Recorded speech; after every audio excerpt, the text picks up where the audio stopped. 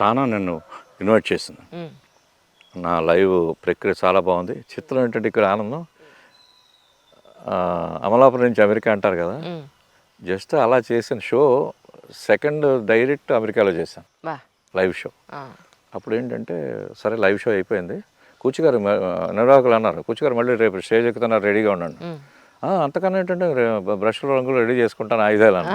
అబ్బాయి దానికోసం కాదు, మీ సాహిత్యం, మీ కథలు, మీ కవిత్వాలు ఇవన్నీ మాకు అలవాటే కాబట్టి రేపు గరికపాటి గారితో చిన్న పని ఉంది అంటే అప్రస్తుత ప్రసంగం అన్నాను.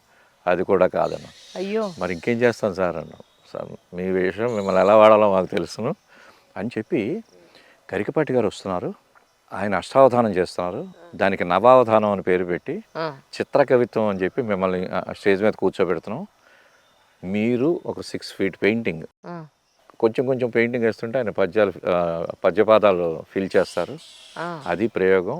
మా తానా వాళ్ళు ప్రత్యేకంగా ఒక మంచి కంట్రిబ్యూట్ చేసి మంచి ఏదైనా ప్రజెంటేషన్ ఇవ్వాలని చెప్పి మేము ప్లాన్ చేసాం. బాబాయ్ స్టేజ్ మీద భలే టెన్షన్ కదండి. మరి పైగా ఎవరు అక్కడ ధారణ రాక్షస. అవును.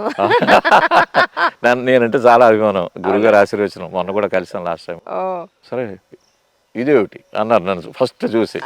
అన్నప్పుడు ఇవన్నీ చెప్పారు. బాగుంది, నేను కూడా ఇక ముందు కూడా నేను వాడతాను, కూర్చి ధైర్యంగా చేయండి అని చాలా ఎంకరేజ్ చేశారు.